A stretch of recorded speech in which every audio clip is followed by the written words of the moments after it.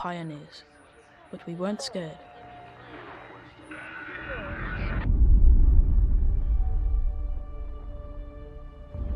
We knew that no matter what happened, Mother and Father would always keep us safe.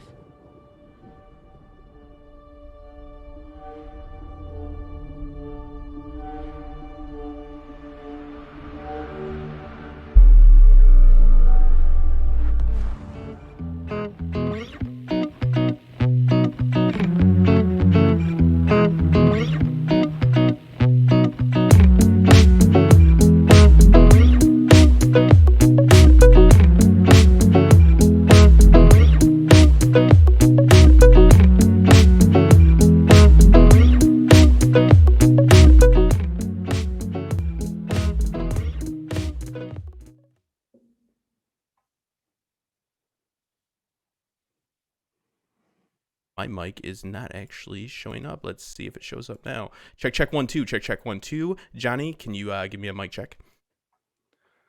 Check 4 5. Check 4 5. Check 4 5. Alpha, beta, omega. Yeah. Let us know in the chat how the sound is. If it's atrocious, please let us know, because I hate having to go back and actually, take a stream down. Don't be so generous. Nobody is in any other circumstance. So yes, we are happy to be here for Raised by Wolves, the season finale breakdown. We're just going to be going over the overarching ideas that were presented to us, pretty much a little bit of did they earn it or not earn it, with the big reveal at the end. And we will have a more in-depth video, thanks to me teaming up with Johnny and helping me actually with a script to get a more polished video. So you saw last week, we're going to keep doing that. So we're going to keep these to be more open forum, like they should be, and we'll actually have videos that are like less than 40 minutes long that will go through all the minute details. But we're pretty much here for a public discourse, people. So Johnny, how are you? Introduce yourself. Let everybody know what's going on. I'm pretty good, Justin. I hope you're doing well. Thank you for having me on. And wow, there's a lot to talk about. Even if you don't like this, you still kind of want to talk about it after watching it, getting so invested in this season. And I'll give my opinion on it in a few minutes. But I think it's at least getting us talking. And guess what? Space Ragnar is still alive, so that makes me happy in my bones. You know what I mean? He found Valhalla. Apparently, it's Kepler 22b. He's doing those Chinese drugs again, from from Vikings. He's tripping out for this whole thing. So that's not a political commentary. If you've ever seen Vikings, there's a whole season where he's like tripping his balls out, and it's maybe arguably one of the worst seasons. And it's drugged out Ragnar is not the best Ragnar, but suffice to say, this is something that I think a lot of people are wondering. Was this too harsh of a turn? We talked about this privately. I said to you, Johnny, if we weren't creating content and writing scripts and looking at the philosophy and theology that's being explored, which is amazing and inspiring, would this be something that we could casually watch and be and find enjoyable? Meaning that it had been up to this point, but I said, I don't know. I'm still on the edge with it. If the last episode would have thrown me off, because I am now trying to figure it out, and I'm trying to explain away, and I'm looking into Guzgowski, I'm looking into the whole origins, of this series, and seeing that Ridley said that actually, a lot of it is resemblant of Prometheus and Alien, but that was Guzgowski. Mm-hmm. That's more of him honoring Ridley, and Ridley was a little bit standoffish from the interview, saying that, he didn't want to replicate it, but it's kind of like he inspired a new generation, so he went with it. This is Luke Scott, Ridley's son, that directed the last episode, Ridley the first two. I think Luke did a few in between. So there was a different vibe, though. And it's like, did they earn it? Did they earn it? Yeah, if you want to talk about the Scots, it definitely felt a lot like Alien sometimes in this. The original Alien, the graphic nature of the birth scene was like the chest burster first coming out of his first victim in Alien. You're like, what the hell is going on? Even, you got the milk, the body milk, which seems to be prevalent in all androids and everything we've ever seen here lately, including Westworld. Can I say something about that? I meant to bring this up to you a bunch of times in our very long, sometimes, alcohol and other induced conversations, but we talk about no, we're very but that's like the milk and honey of the gods, right? Like it's kind of like or it's a creationalism thing. Like it is all about that. Like it's like I believe it's it resembles what, Greek myth you would call like the birthing of the gods with the milk and honey and all that. So you'd have all these phrases. So there is like a little bit of ground, I guess, if you can call mythology grounded, but creationalism, So I think it's interesting that they stick with that trope. It works. It really is. And as far as did they earn the twist, and if I try to objectively look at it, it's going to lose a lot of people, especially people that, I, you know, I don't think this is necessarily fantasy, but people would see it as fantasy immediately because they never set this up properly, in my opinion. Yeah. Just giving us the bones and the background. Yeah, if you go back and watch, you're like, oh, the bones are prevalent everywhere. The head of the, when Space Ragnar has his visions, he's looking up into the skull of one of these creatures. Yeah. It's there, but it's not there enough, in my opinion. And you would only have to give a small flash of them alive. You know what I mean? So showing that they're more than just this extinct species. But in general, I think it's going to lose a lot of people, but I think it sets up a lot as well. We'll talk about this in a little bit, but Mother gave birth to the devil. Yeah. And there's a poetic irony in that that can't be understated. It's kind of beautiful, but you have to look at it with a certain lens, I guess, right? Absolutely. And what I see, and I'm going to go first off with the pros. First off, we had a wonderful example of how parenting is hard as fuck, no matter if you're Android or not. And if you saw my meme video with, what people aren't paying for is your mama because she's free and everybody, blah, blah, blah. But they're dealing with real like issues. Like they have she's talking to mother and father are having a argument about her, rendezvous, her soirée with Campion Sturgis, and he downloaded data into Mother. Again, go to Twitter for the meme. But there's a real like melodrama there, right? There's a sense of melodrama there. There is this sense of, she even says something to that extent that you have become far more emotional, blah, blah, blah. Like, and like they come to this term that they can't be both romantically involved, or like as we would look at it, not for them though, but meaning they can't be a pair and raise the kids together. That's the conclusion they kind of come to, which is very relatable to a lot of people, unfortunately. From a broken family is not a new thing, but that's like they can't coexist together. So there's this very grounded sense of storytelling that we get, and it's very well done as far as the androids' emotion going in the range within their agency. So I'm still like giving 2 thumbs up on that. Like, excellent Mother portrayal. And Father were fantastic. Absolutely. You can't hate on it. Like, you really can't. It's really good. So now, does this serpentine fetus, this birthing of a snake, which is allegory, of course, to, Adam and Eve, we'll get into it in a minute, but is that something that throws it way off? I would say, in fairness, I don't like it, but also in fairness, does it matter what it manifests as, right? Like, because we kind of like thought this was going to be, because something has been speaking, and we'll talk about it to the characters throughout this whole season. So it's either this AI or this God, which I would question, what does spirituality mean? It does mean non-biological in all this thing, but like it did manifest as a serpent, and we see the other serpents. Is it capable of morphing into something else? Because I think that's the big departure that we're all feeling right now. Is, are we going to have a snickety snake story? You know what I mean? Like it's us against the snakes. Has the ability to shape shift, right? Yes. Why wouldn't that have some sort of ability? Because it seems to be made of the same stuff. Yes. The milk of the gods, or the Jergens, as I call it. I think a mother, if it wasn't going to be a baby, something good, and it's the spawn of Satan, basically, I'm okay with it. I don't know if it's a reach. I'm indifferent about it right now. Yeah. I still feel like I can't settle on it.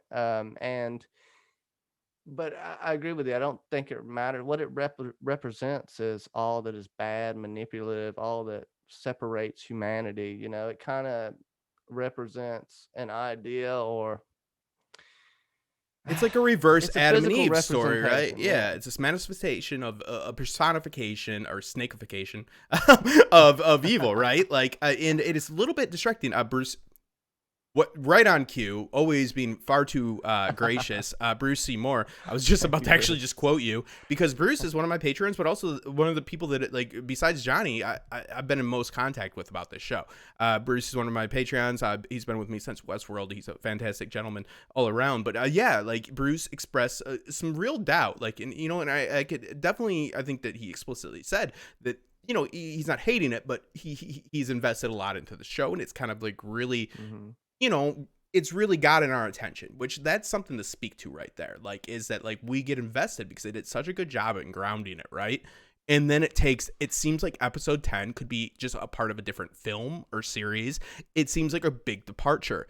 No matter how you spin it, you can do allegory, because of course we can say that this is the Garden of Eden, right? And the snake is now, it's not, eating off the tree of knowledge, but the snake has tricked mother.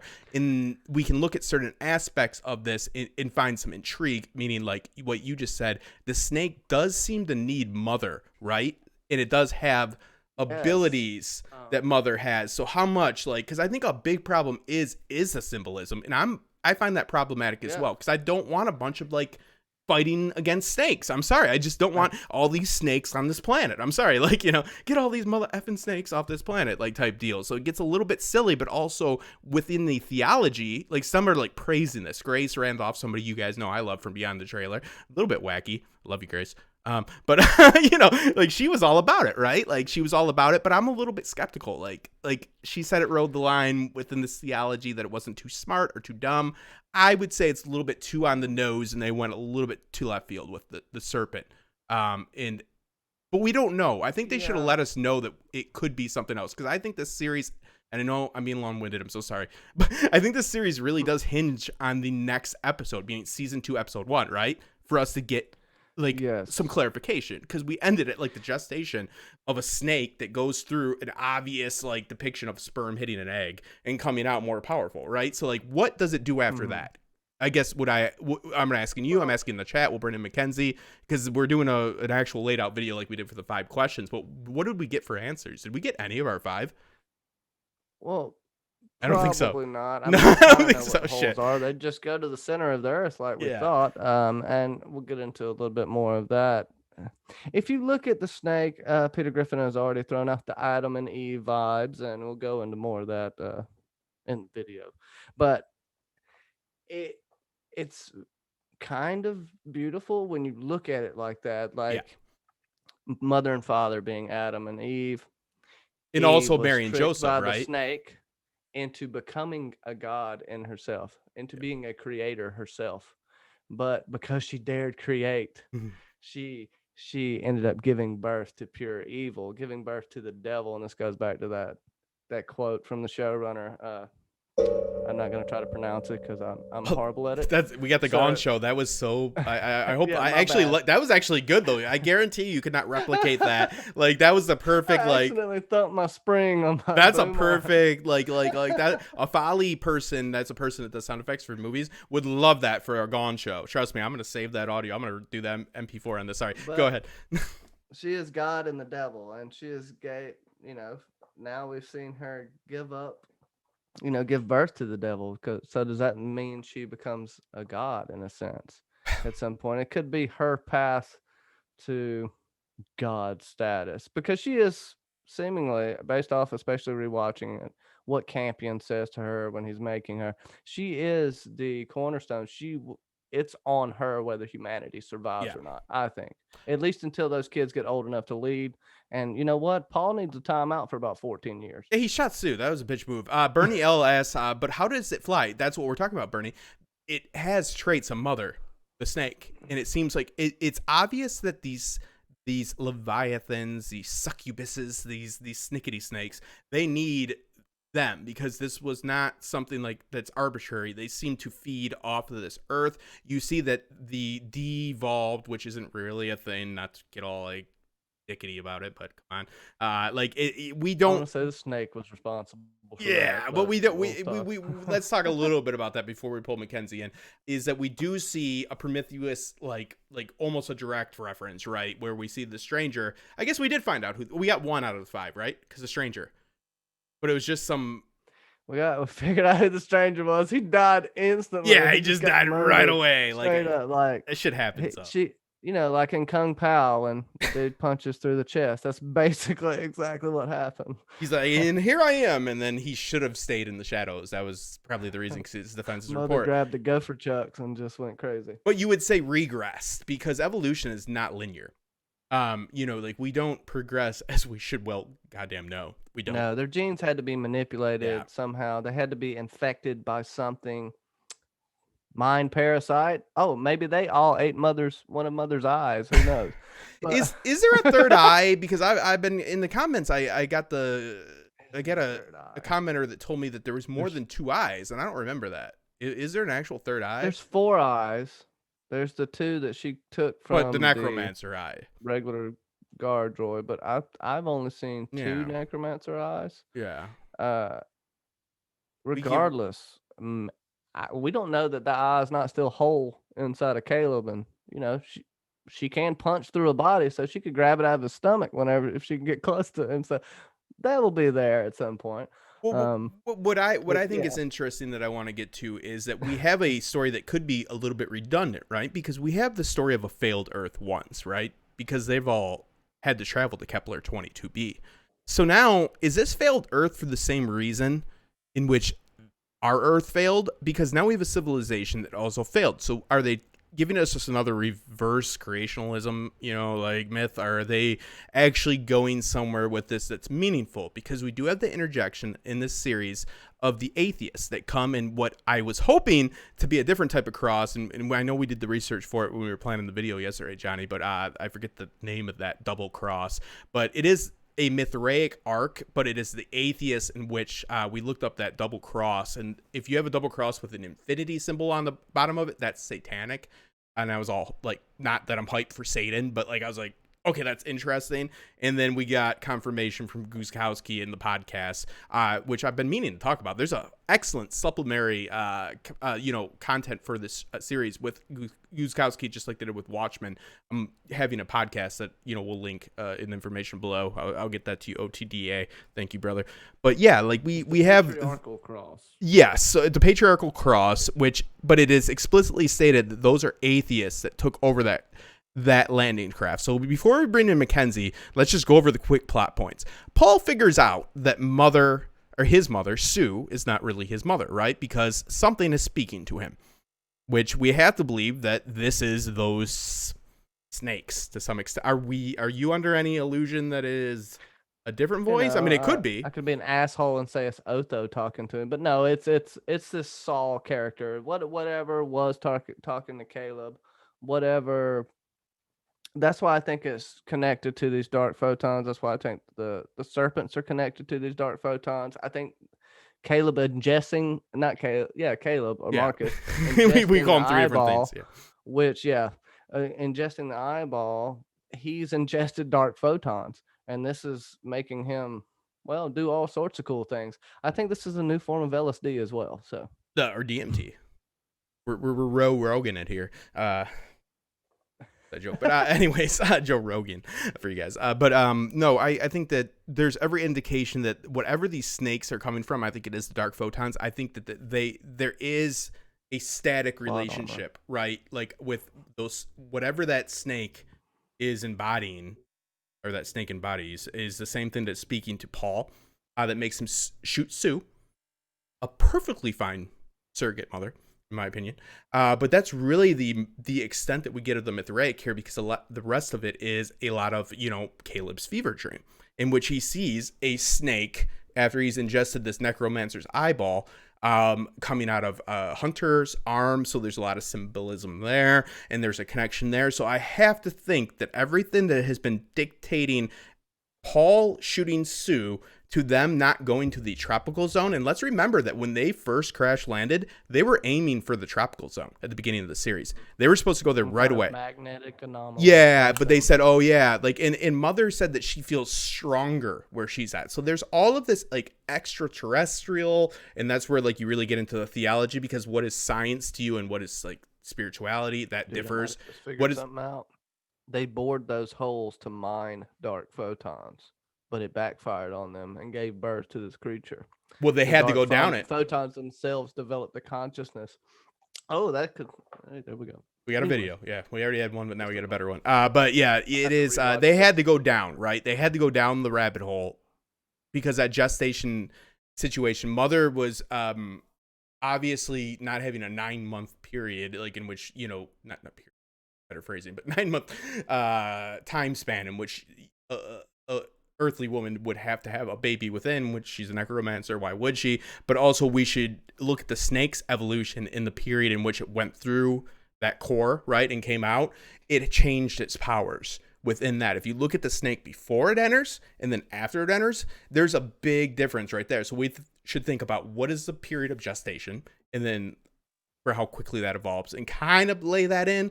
I'm hoping, guys, that this is like within reason and it's in sync, meaning we have 3 different parties. We have whatever the snakes are. We have the Mithraic, the Atheists, I guess 4, and then the Necromancer, the androids, right? Like that would be a cohesive story, because I feel it's a little redundant. That's my worry with it. Like it's a little redundant that we have 2 failed Earths, and that what is the point of showing us that this Earth also failed? What is the point of that? I would say this Earth failed for different reasons, but I don't know if that's good enough, right?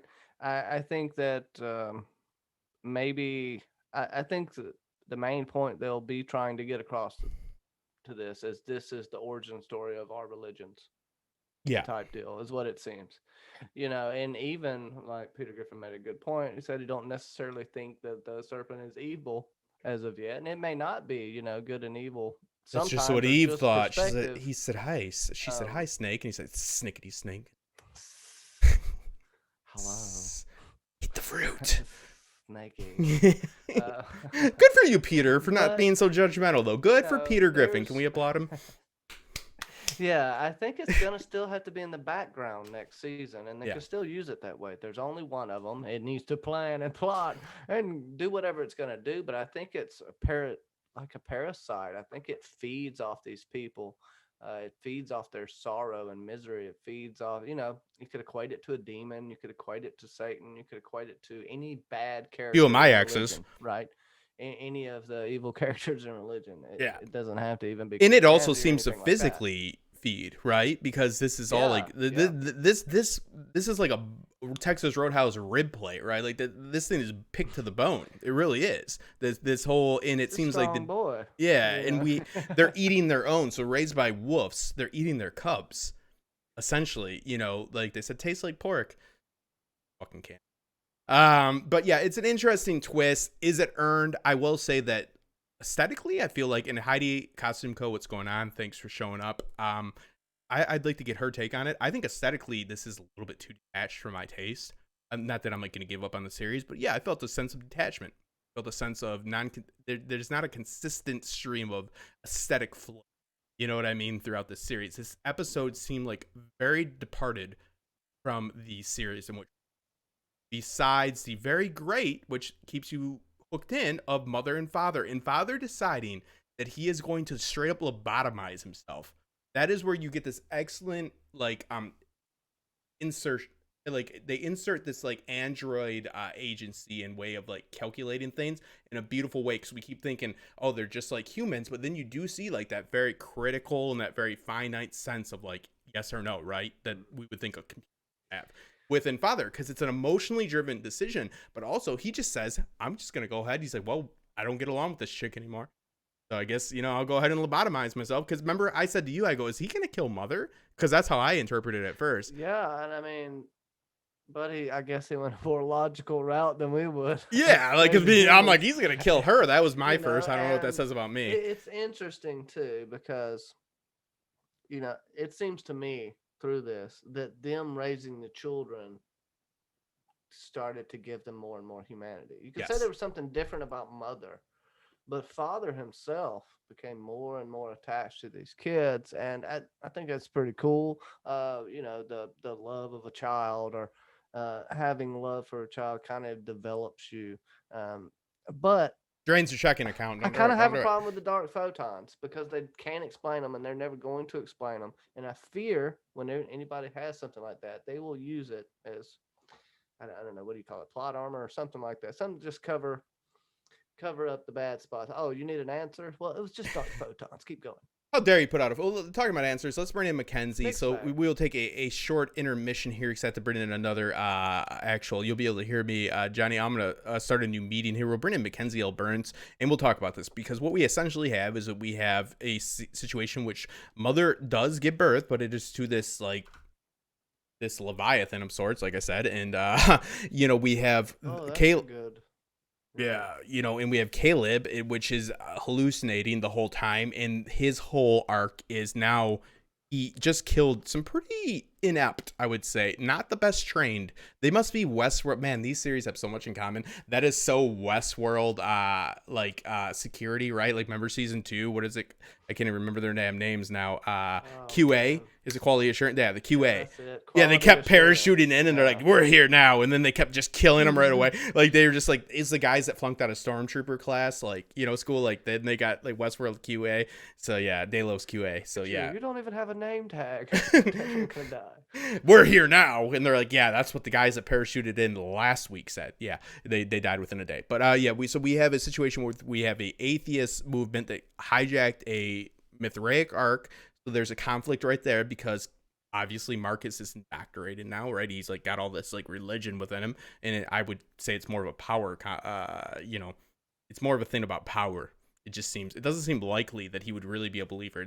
That's a little bit of attachment for me as well, but we'll get there. And we also have a snake that came out of Mother and now seems to be going through a molten core. Leviathan. You just made me think of that. Yeah, but it is allegorical, and I can appreciate the theology behind it. But are they going anywhere with it? Right? That's what we have to ask. So let's bring in Mackenzie. I'll give you guys a short intro, and we'll bring the third party in, and because she just started this series a few weeks after us, but she binged it. So let's get a reasonable mind on this, less analytical and more just did she enjoy it or did she not?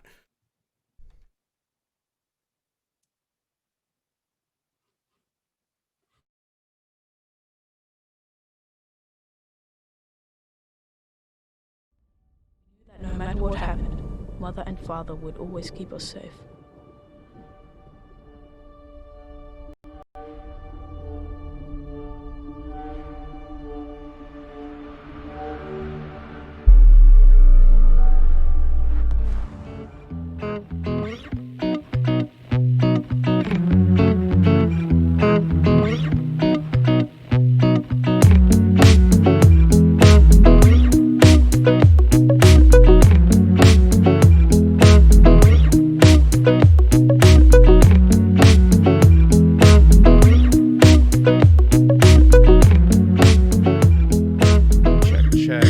Check. Hopefully Mackenzie got that, and she should be coming in. Mackenzie, if you did not, make sure to check the messages, and I'm pretty sure I sent it to the right chat, right? Leviathan, good name. Yeah, I didn't think of it. That's like the succubus that takes over the whole world. It's that whole, the Leviathan is used as a political allegory as well as like a mythological allegory, meaning like a unstoppable force. Like, so, we could relate that to today. Did I send that to the right chat, Johnny? Yeah, I'm all right. pretty sure. Mackenzie L. Burns episode club. Break. Yeah, no problem. So what we want to talk about is, and we do have a video that's coming out thanks to Johnny. He's teamed up, and we've made a business deal here to get out more polished videos. But I do feel like, as a viewer, I'm a little bit detached, but I'm still intrigued. I really love the dynamic between mother and father. Like you guys have been saying in the chat, I find it to be very fascinating. I find it to be very applicable to our own lives, for better or worse.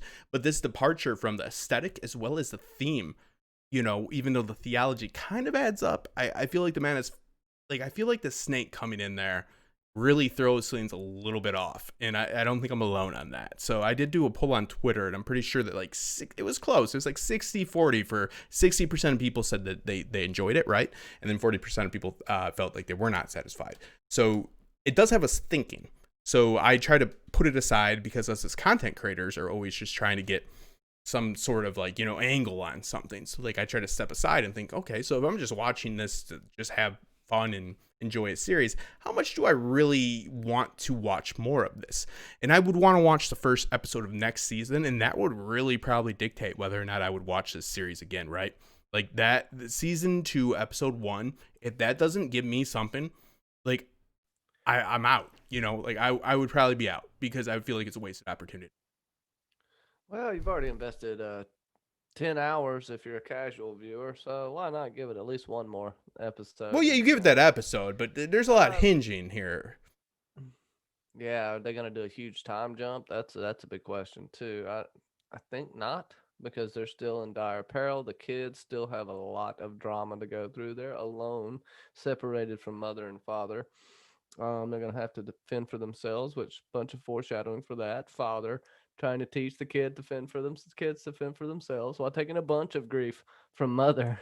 So, it's very human, their relationship, but it also makes it hilarious how they display their emotions, how controlled they are in their display of them.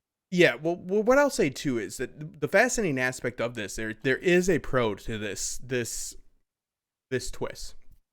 And that is that usually what you would have is this immaculate conception, right? We were assuming it would be a humanoid of some sort. Like I said, I talked to Bruce a lot about this. Like his main concern was that, yeah, like reptiles, a snake doesn't evolve. It's not like, something that's going to have agency. It's just this like, this foreboding force of sorts, not his words, mine. But I get what he was going with that. But here's the pro to that.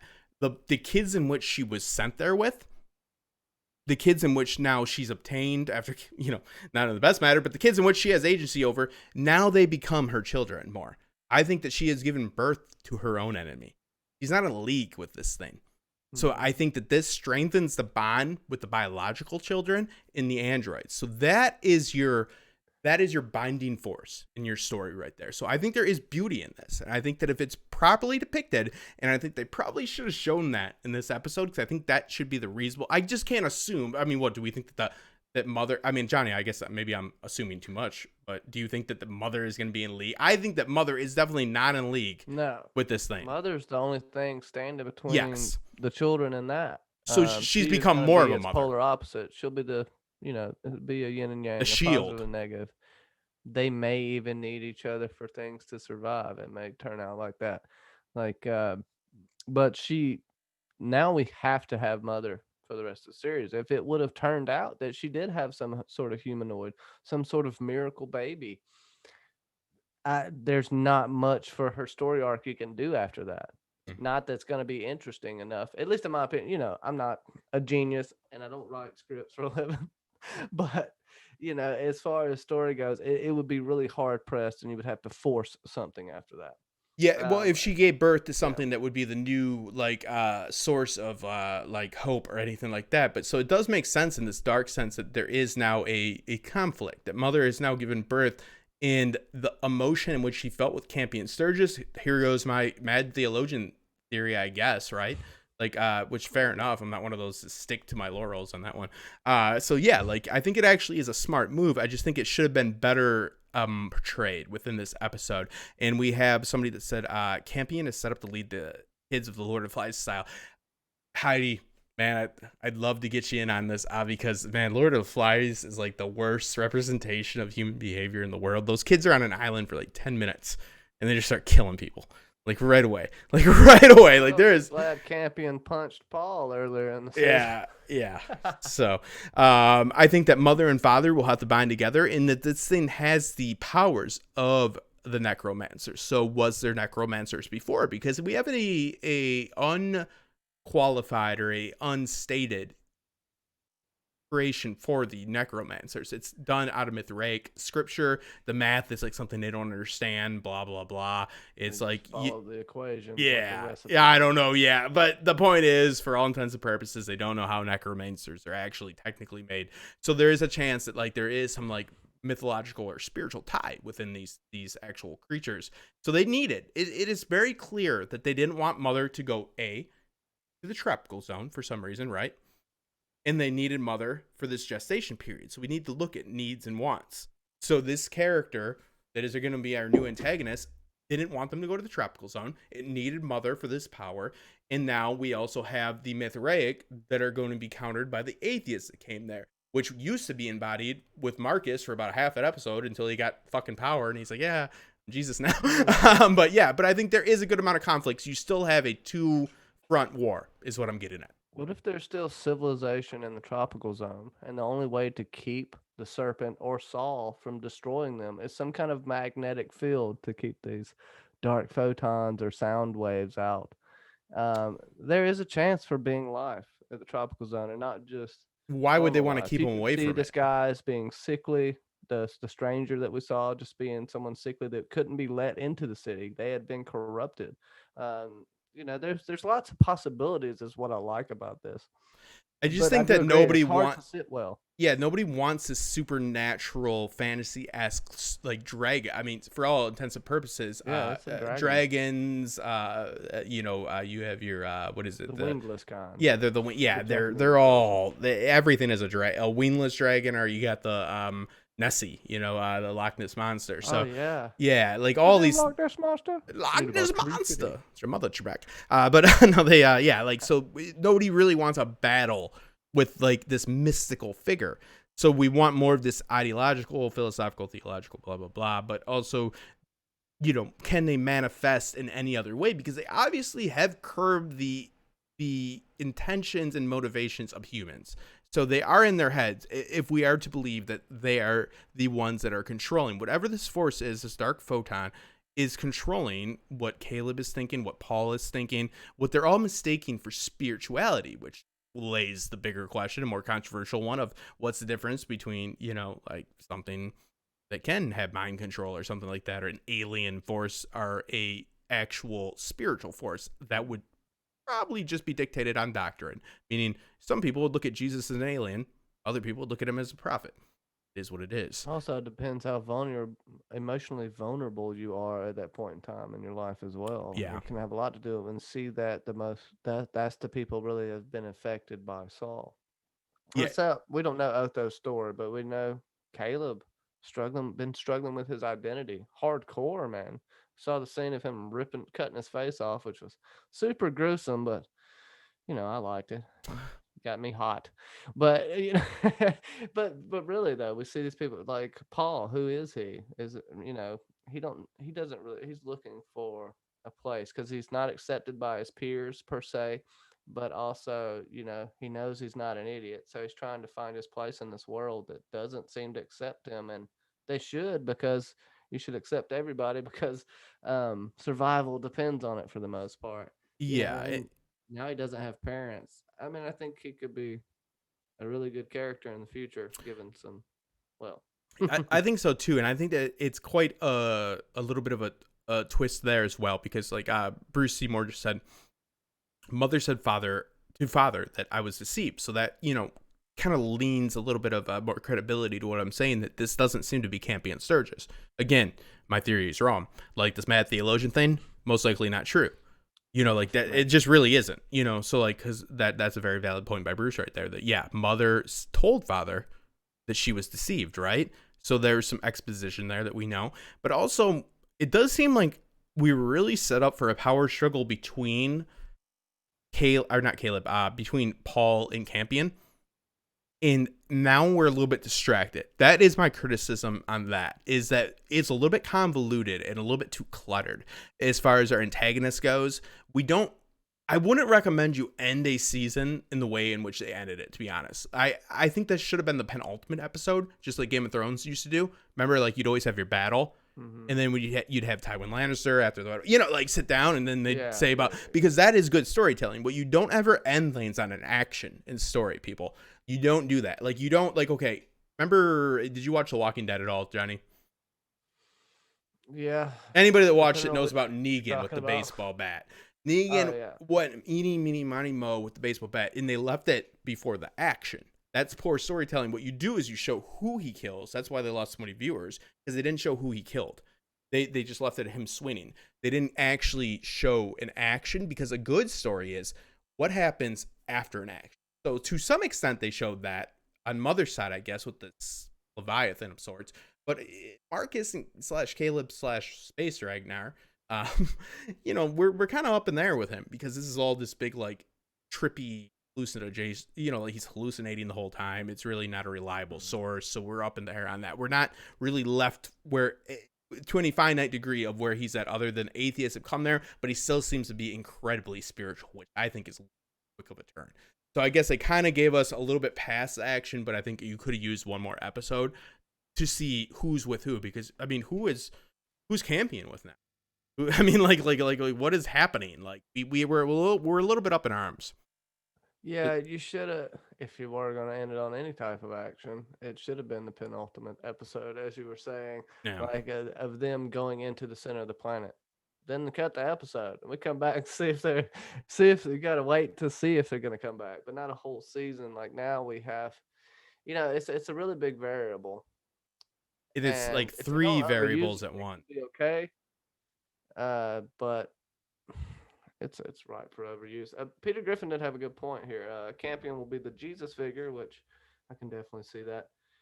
When he said hello to Mother's Belly, it jumped like a mofo. LOL. He will have to be the brand to trap it into the dodecahedron thing. Dodecahedron. I said that. Yeah. I was so happy when I said that. Yeah. So I mean, I guess as I said it out loud, be honest, they did show us the action, but honestly, that action lacks a little bit of definition, right? Like, we don't know exactly what this means for our characters. Like, we don't know who they're facing. Like, not that we know the snakes are bad, maybe, but we don't know like who's aligned. We don't know like they should have had a little bit of a settling period. I guess, want to know what? I just fucked myself, because they actually did do what they should do in storytelling, but I still think it's a little bit convoluted. It's a little bit too cluttered, in my opinion. Mackenzie, give us some sensible Canadian knowledge here. Yeah. Hey, everybody. Mackenzie L. Burns from the Episode Club.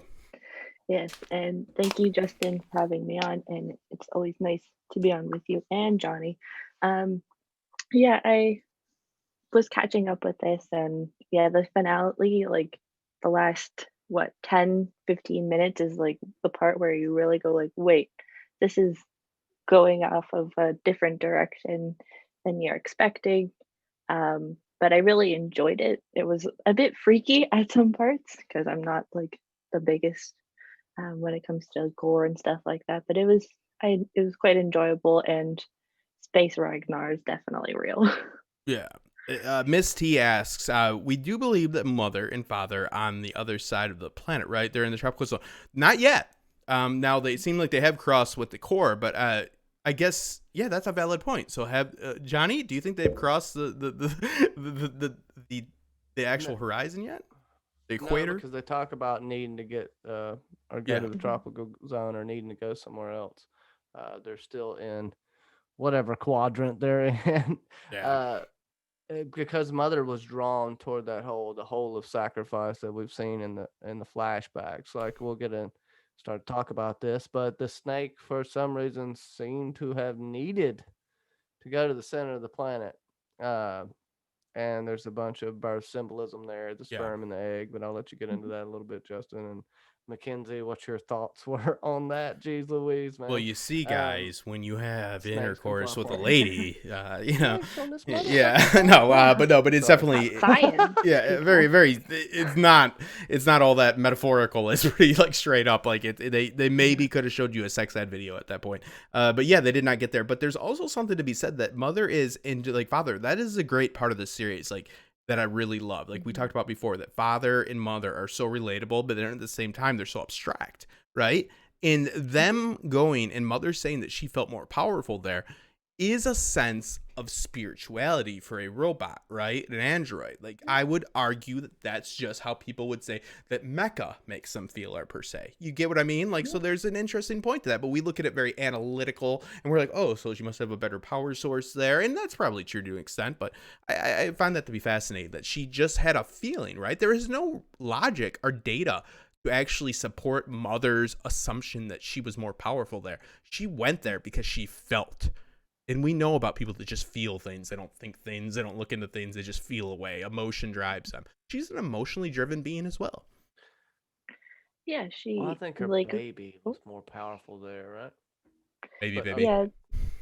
Yeah, like, well, because that's what she tells father, like, after she has that conversation, which kind of with what's her name, the doctor, I can't remember, it's just escaping my head, about like how she's like, well, there's sometimes where the man or the father sometimes is resentful, especially if it's another man's child. And Yeah, it's like after that conversation as well. which is So a it's like valid point. you feel, yeah, which is very true.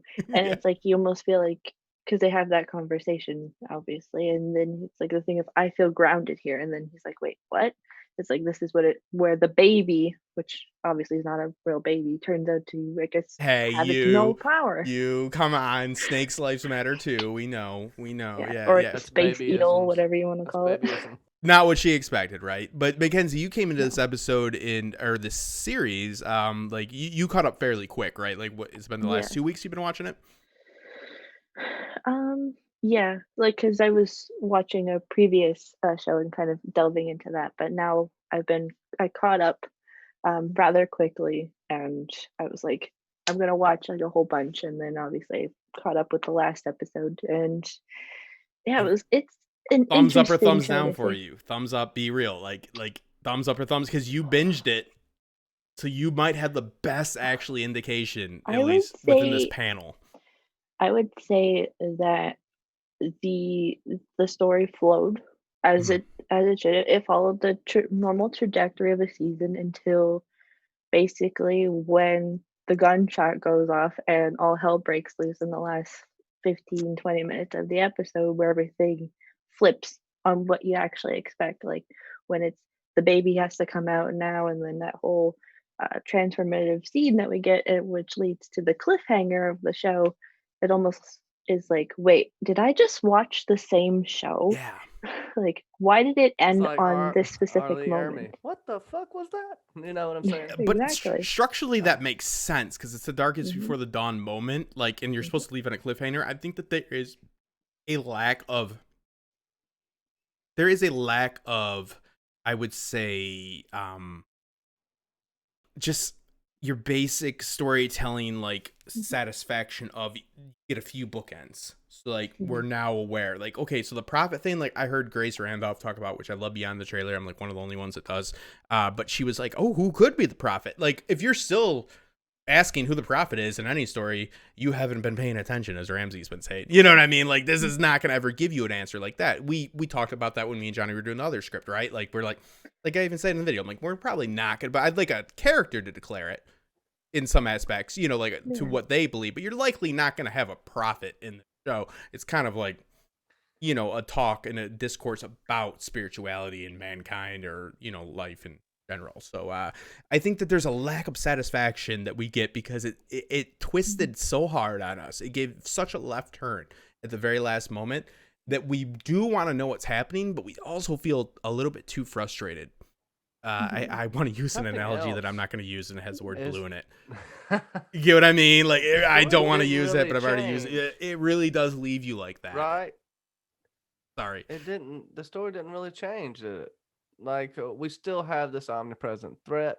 We just see its physical form now. It's not gonna immediately attack them. It's gonna work in the shadows the same way it's already has. You know, and we're still in the same situation. It's, you could argue that mother didn't have to have this pregnancy or birth to get the same result, right? Well, I'm pro-life, so That's I'm an gonna, issue. yeah.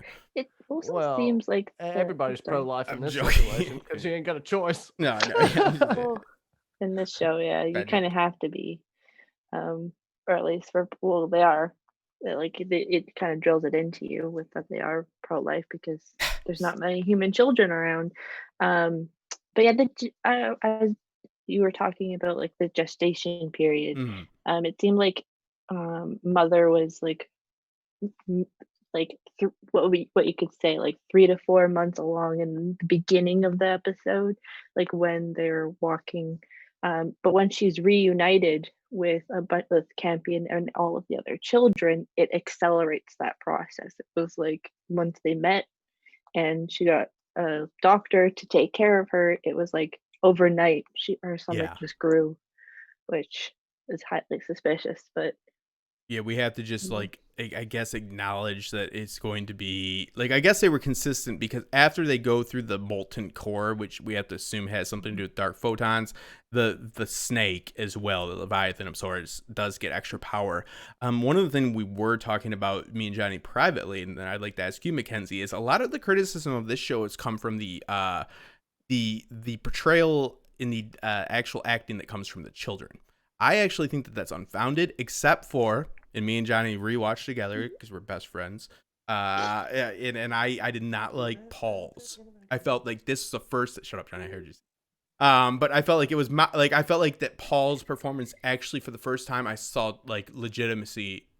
You know, and of course everybody has an opinion, but I actually think that the kids held up their own on this. But yeah, I think Paul fell flat in this episode. I think because he had to really, Is show Paul a lot an of anger. android? That's my question. What's that? Paul Is an Paul an android? Well, yeah. I mean, that'd be advantageous for his acting career, but I don't think. Yeah, I think he fell a little flat. I hate to be my a dick. mother and father. Yeah, he should have been more. I mean, it's hard to say, but it is fair. I mean, there are. I mean, They are young actors. it is a thing, but we also hard to they're find they're a getting good paid the child big actor bucks, for and this real. is a big production. So, did you? I Um, can't excuse I it. would- Paul's a disappointment for me. It was not the strongest probably acting that we've seen from that. Like, it wasn't his strongest episode, even though it should have been based off of the material that he Yeah. was given, which was the reveal that like he's like now somewhat chosen by Saul, and that his mother and his father aren't actually his mother and his father, and like that whole big reveal, as well as obviously shooting the mother who he once believed was his mother. Bullet Um, mom. but at the same time, it's like hard because I guess it's also acting in a way where it's like you have to believe it, but it's also the disbelief as well, which can be hard, especially for a child of presumably his age, which is probably 10, 11 10, years 11, yeah. old, maybe. So they're obviously also not seasoned actors. Like, unless they've been acting since they were a year old, they're not really seasoned actors. And But even I can so, see the it's like- criticism. I think So, that's the first time it's justified, right? Because this is like the worst thing that can happen to some people. I did a lot of like stage acting, like and I'm obviously on YouTube now, so I didn't become a successful actor out in California. The biggest opportunity you can have sometimes, and the biggest threat is he's getting a stage, right? So this was his stage. I'm not saying that he won't be a success. I'm not saying he's all that bad, but I found a little bit of the criticism to be unjustified overall for the child actors of this series. Even I try to say, because nobody should give a shit about anything other than what they see. That is fair. Like, that is a fair judgment of the show. You can't be like, well, they're kids, so I guess they can't. No. It has to be what it is. It's a story, so you either believe it or you don't. This is the first time I saw a performance fall flat, and I would say that, yeah, his emotional range isn't quite there. I don't think it's worse than I've ever thought, but it did kind of justify a lot of these people's complaints that they've had before. But as far as like him actually going and having this big twist and so forth, we also see a situation where, can we get Saul on like Jerry Springer? If any of you guys remember Jerry Springer, because how many people has he been tricking like and talking to? Like, let's call him out, because he's in everybody's ear, but he is like just he is not a faithful. Hey, listen.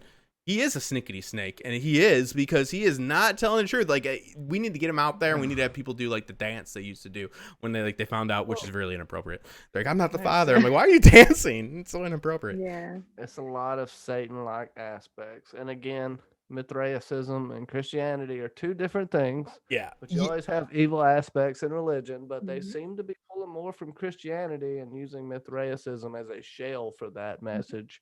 I'm not going to bullshit y'all and say that's not what it is. That's what it seems like to me.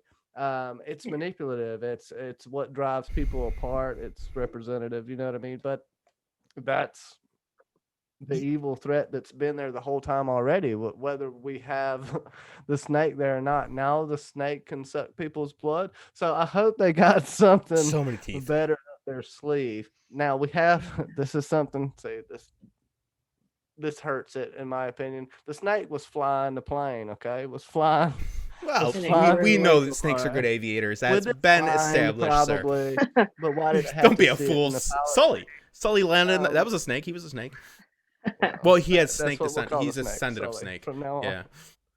Good thing there were no No flock of geese. So don't worry, I'm a Or- reptilian. People were landing on the Hudson. I think that that's a valid point because that's something I had a big issue with. Is that the Mithricism and the Mithraic were viewed as a scapegoat, meaning like that it was a reason to have a dialogue and a a discourse about Christianity, kind of like not in the best light, in a way to get out of that, like meaning like they could like kind of like shit on religion, but it wasn't real. Mithricism and Mithraic belief transferred through a few different doctrines and a few different belief systems, most prominently within the sun god that Cyprus the Great, I have a whole bunch of videos that I linked at all my other ones that said I'm not a theologian because I'm not, and you guys can go watch them. The point is, it's a real thing. But what me and Johnny are talking about in Mackenzie here is that they do now inject it, like it seems like they're now just putting Christians in, and that is a problematic thing for me because it actually gives a little bit of credence to that. They were treated it like as it was just this arbitrary thing, and now once they got you, they can switch it in with Christianity because for all intents and purposes, a Mithraic belief wouldn't be the same as a Christian belief. Now, the methodology and the way in which you practice their doctrine, meaning, it is said at Final Supper that Mithraic were even talked about, like Jesus supposedly like threw shade, I'm not even joking, at the Mithraic during like the Last Supper. There's no evidence Mithraeus. No, they're not the same thing. All the time. Yeah. Like they would be fighting with swords. Yeah. Sorry. Johnny, go. Sorry, I'm sorry. Right, though? Is that what you're saying? Like, I agree with big you. problem. It's just, it's a weak attempt at shelling something and using something as a vessel for your message because it's very clear where you're going. Especially with the double cross, the patriarchal cross at the end. Yes, that was a Mithraic ship, but the atheist, if you look, the showrunner said the atheist stole it from her. Maybe it was probably parked on a beach somewhere, double parked or something. There's a few reaches here that I find almost like something you would see out of RoboCop. And that's my problem. Yeah. But I love the story Mm-hmm. of the people. But we shouldn't have to work around this. We shouldn't have to work around these problems because that's problematic for me because I spent God forbid, these videos are actually getting views. People have seen me say, hey, listen, it's not Christianity, because it's not. And it's not like I'm not informed. I watched so many theologians lectures, guys. I don't want to have to actually do that if it wasn't for a meaning. And now they're like, guess what, Justin? It is Christianity because we snuck it in. I'm like, you're like that. And I am applying for screening to actually get to do this. That doesn't mean I get interviews, but I am going to work my way towards it because those are things I would ask Gukowski. I'd be like, dude, what are you talking about here? Like, is this Christianity? Is it Mithricism? He's like, at first it's Mithricism. I'm like, until you like sneak it in. He's like, then I sneak it. I'm like, okay, because that's kind of bullshit. Is nobody really knows anything that much about Mithraism. Well, that's what I get for research, right? And then I look like a dick. It's like, but dude, it's like, don't you could have done anything. You could have made up a religion, right? Don't use one that actually existed, right? Especially one that was transferred to other doctrines. It really was like the practices, the methodology, like I spoke to before, but it's not Christianity by any means. A lot of people will interchange a sun god for Jesus, which is very applicable in some senses, but not actually within the doctrine. Trust me, I've watched enough 2.5 to 3 hour lectures of colleges I don't have credits for, that I know, and I'm a little bit upset about that. The sun doesn't rise every 3 days. Exactly. So I'm a little bit pissed. Yeah. I'm like, okay, so now. To switch religions is or switch the way you perceive the religion within the last episode of a season of a show is a little bit like, wait, what? It kind of throws a curveball into obviously theories and predictions that people have developed over the season, as well as future elements that we're going to see. And like having the different characters experience what was going on is a kind of a wait, what? Because now it's the belief that Paul has some sort of magical or powers or chosen by Saul. Spiritual's not magical. But because again, his parents aren't technically really his parents and all of that, which I'm surprised it took that long for them to figure it out, but they did it anyway. And it's like the idea of the child killing the parent, or presumably killing her, because who knows, because they leave that cliffhanger out to figure out if she's going to survive the season or not. And Campion's reaction to the fact of where the parents that he's had his entire life have basically abandoned him with a bunch of people he doesn't really know or have known for maybe a couple of months at this point. So it's like, what happens to everybody on this planet with this space eel serpent snake that's grown within the matter of like 10 minutes from like ixnay big to like the size of a dragon, which is kind of crazy. Yeah. It's left in a little bit of a jumble. We're left with a lot of threads that could connect, but we don't know where they're going to connect, and that's not necessarily a great thing. One thing I'll ask you is, I thought it's a lost opportunity with Marcus, Space Ragnar, Caleb. First off, let's just start calling him Space Ragnar, nothing else. But honestly, there's a missed opportunity, because we want to know what's and I think that they'll do this with Sue, and I hope they do.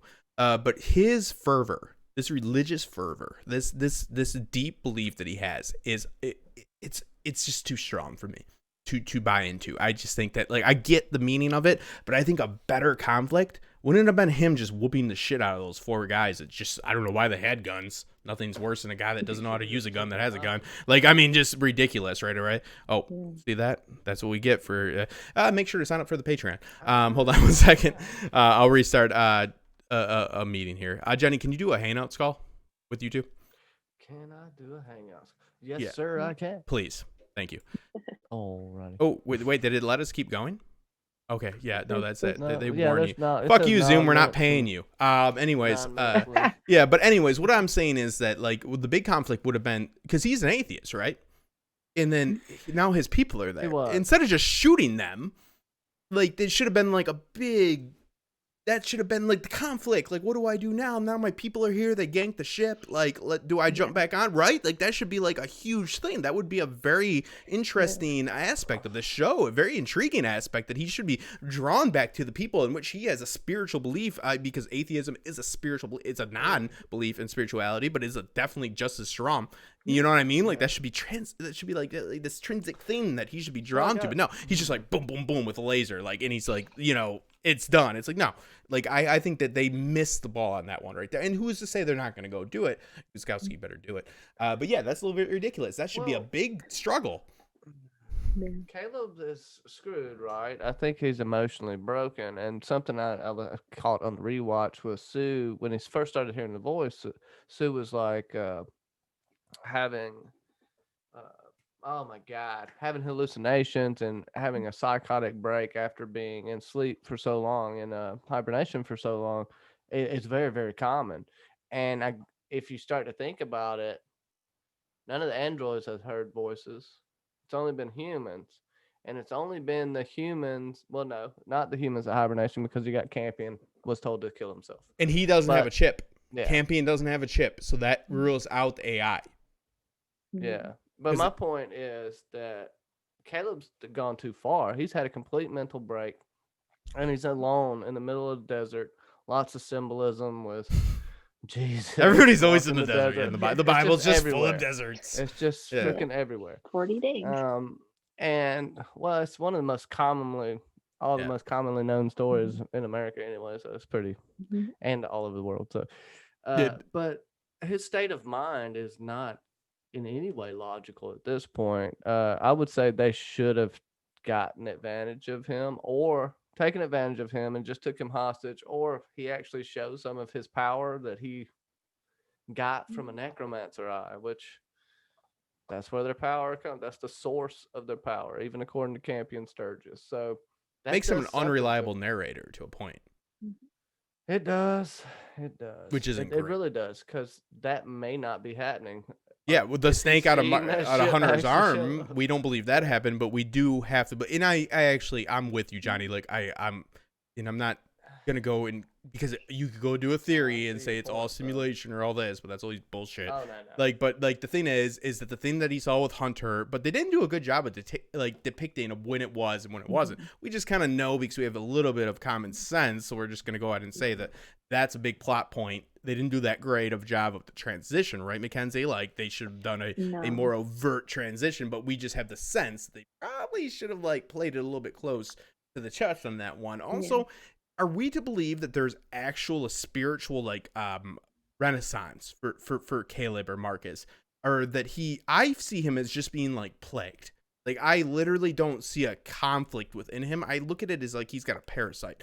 And that's not a good thing. I'm saying that I don't see a transition. I never saw a conflict. I never saw that fighting force within. I never saw that struggle within him. He just switched. It was just like, okay, I'm an atheist, now bam. Wow. And I guess that there's a precedence for it. That's just my opinion. It's a subjective opinion, but it is what it is. I don't feel like that. I feel like it was a big lost opportunity, and I feel like it's lost again because then you have his people come, and then it's lost. They're heavy-handed here, this whole show, with faith corrupting people. Yes, because that's not necessarily true. If you want to be honest, religion's a lot of the reason why we have civilization as we have it today. It gives a structure and order to a otherwise chaotic world. If you agree with it, believe it, whatever, that doesn't matter. That belief system holds people to a certain standard. There's something, a power beyond themselves, and that has a better way of controlling people's animalistic nature than just saying, hey, don't do that. And do we evolve past that point? I think that's the real question. Do we really need it anymore? In this situation, I think you would need it more than you ever have before. But they seem to just be showing a corruption of it this whole time. But these people don't have anything to believe in yet. Mother could be that thing for them to believe in. I have this theory that Mother will be a deity. This is the origins of a God story, not in that she will want to be God, but she will be perceived as a god or goddess throughout history. Not even necessarily all your God at this point in time, but we know how history works, how people get turned into myth. Great man history. That's and that's where we're set up with Mother, her journey to actually being the mother of civilization, as the original Campion Sturgis wanted her to, because she has been so betrayed at this point. I don't know what she's going to do. She's in a good spot, regardless of the serpent. Like, her character and Father's character are in a very good spot cinematically. Great point, right? We can all agree on that, and we should end up, because we see right now, beautifully put, because we have a conflict in which now, she might be looked at a deity and some doctrine down the line, but she's putting faith back in humans. She thought she was going to give birth, and we thought she was going to give some humanoid like conception, right? This immaculate conception. But no, it's actually quite the opposite. The little snickety snake, the Leviathan, came out, and now that's going to threaten those in which she's deceived, as they might see it. Campion might see it, Paul might see it, and she will have to fight for humanity. So very good point on both. Like, now we do have that good conflict, but we just hope that this manifests in some other way other than this like Leviathan presence, right? Because that's a little bit out. Like, it is so grounded. Why throw it away? You can have that metaphor for evil in a more personification of evil, I guess, instead of the snakification, like I illogically said before. That's not a real thing, but you get what I mean. On the nose, and then he's like, "But we changed the mouth to a lamprey mouth." Yeah. Like, who's right in that? Yeah. Goose guys, we call you on that one, brother.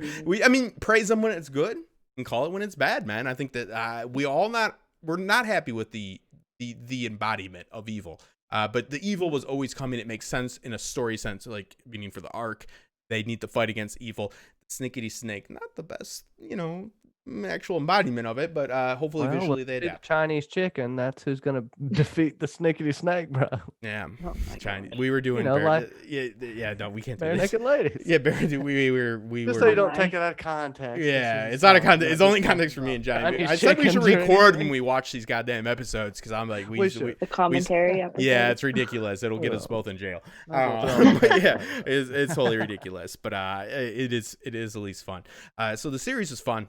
For me, I think that I'm definitely a little bit disappointed in the way that ended it. I would not have advised for that, but I've said that on a million things. Nobody's ever asked me to advise on these TV shows, so I guess that is what it is. Like, thanks, guy, we didn't ask to advise. But yeah, I wouldn't advise for them to go the route they went, meaning the actual visualization, the aesthetic of it. I'm against it. I think that it was a poor choice, but overall, I think the story has feet on it. So it definitely does, and I think they can hit the ground running. If they hit, I think they will see a little bit of.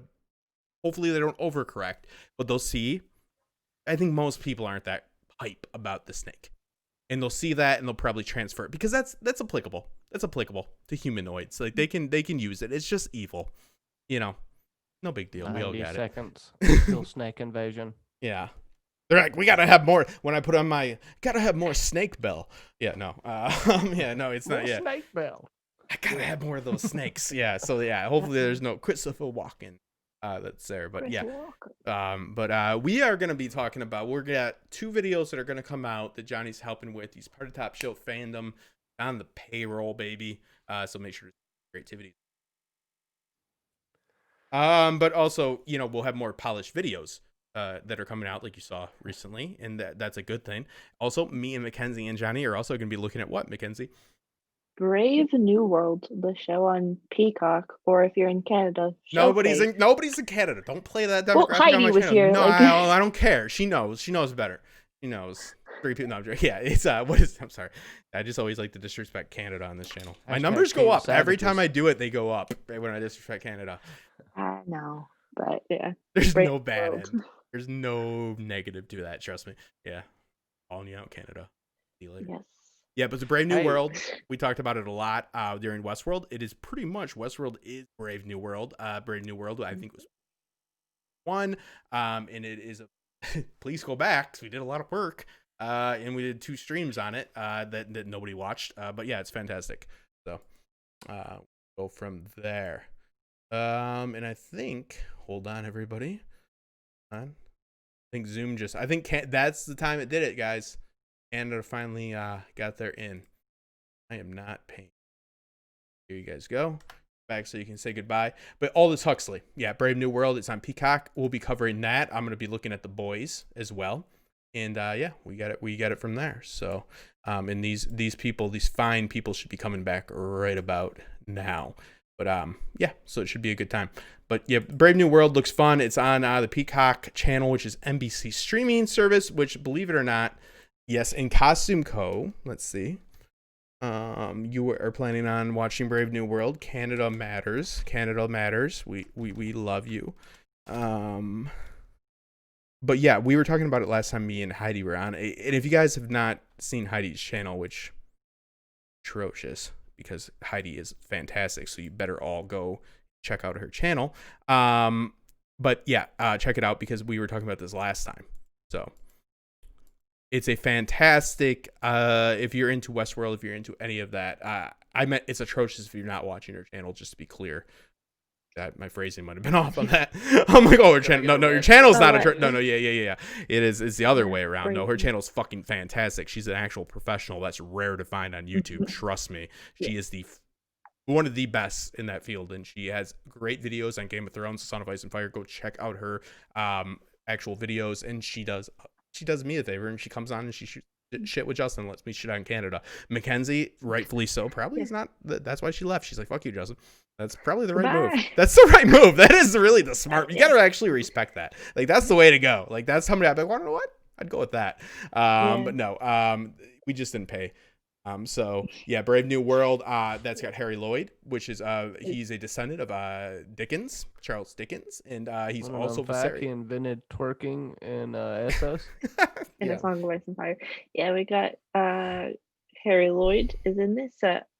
Eldon Elmerich.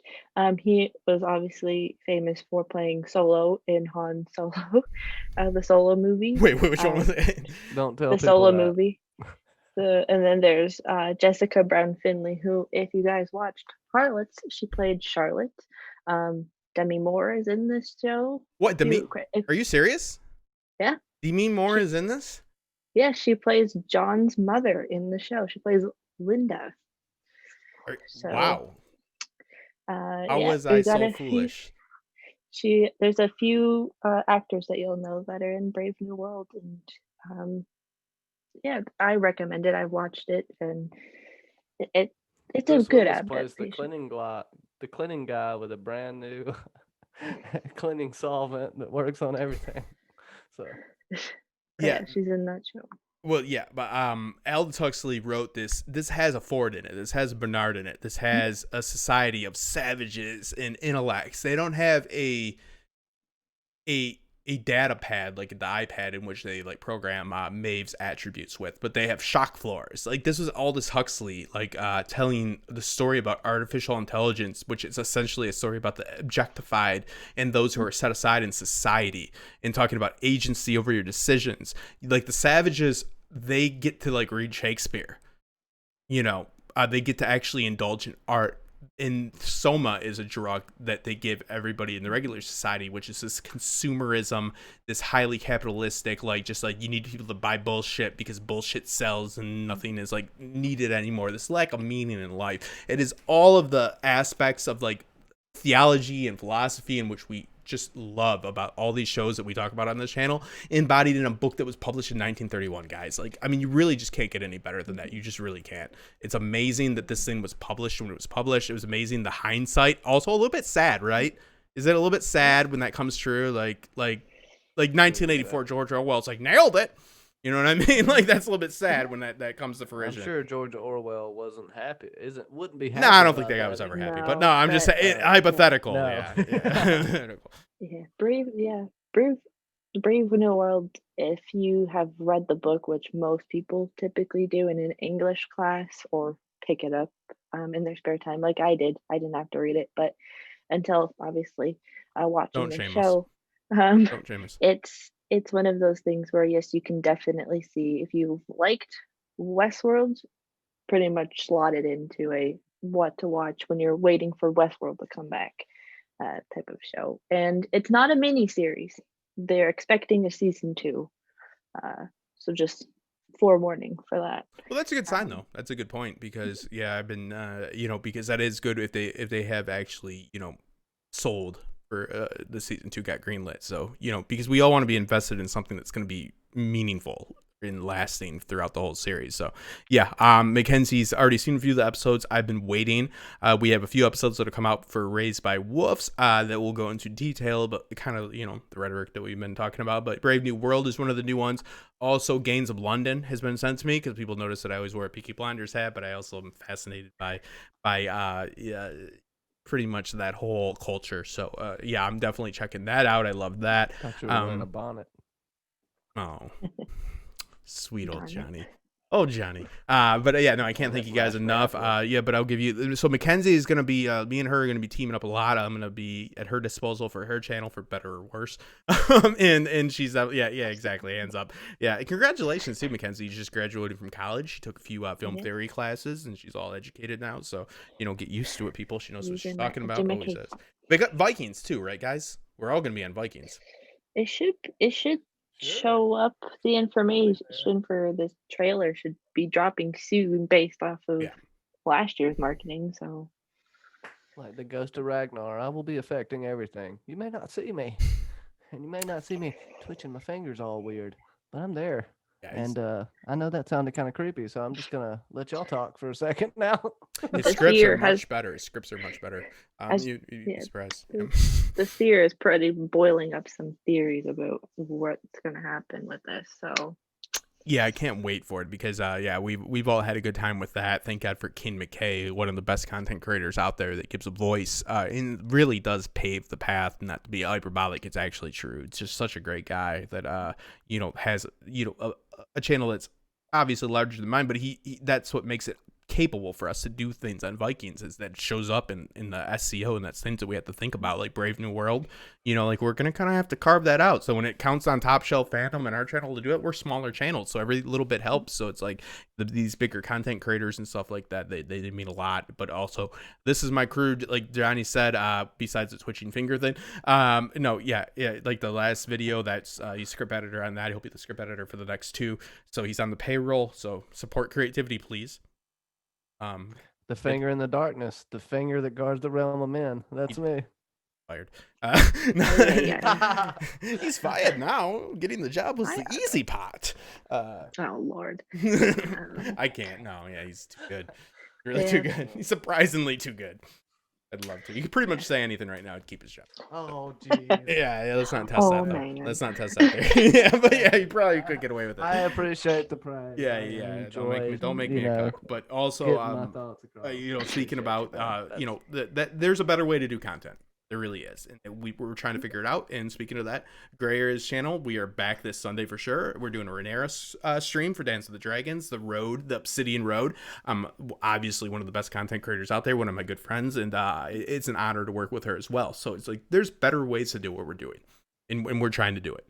We're trying to focus and get the most eyes on products and have like these fun little discourse like we have right here. But also like I really want to have refined things, and Johnny can help me with that. Mackenzie can help me with that. And we can all help each other, because it's obscene for us to try to do 13 jobs, because that's what a TV station is. Like we're like, oh, I guess we got a webcam. So we'll write, we'll produce, we'll do all. No. We've been kind of segmenting it out. And I think that's the way to go. And I really encourage that, because our opinions matter, but also the way in which you pose them. Brevity is obviously not my strong suit, is important. So thank you, Mackenzie. Thank you, Johnny. Thank you, everybody. Thank you to all my Patreons. Please support creativity, because the more you do, the more polished videos you can actually get out. And ask any of my Patreons. If you ask to watch something, Amber, we're getting to the expands. I'm sorry, we might fail you on that one. But yeah, we do them. We do. And I do count on that, because that's inspiration for me.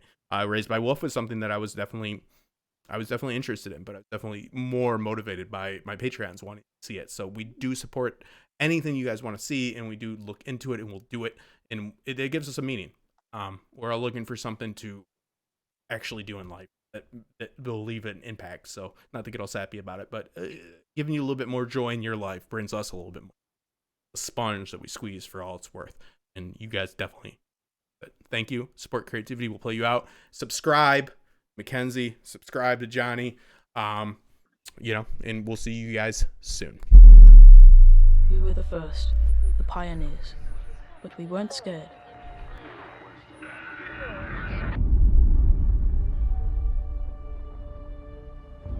We knew that no matter what happened, Mother and Father would always keep us safe.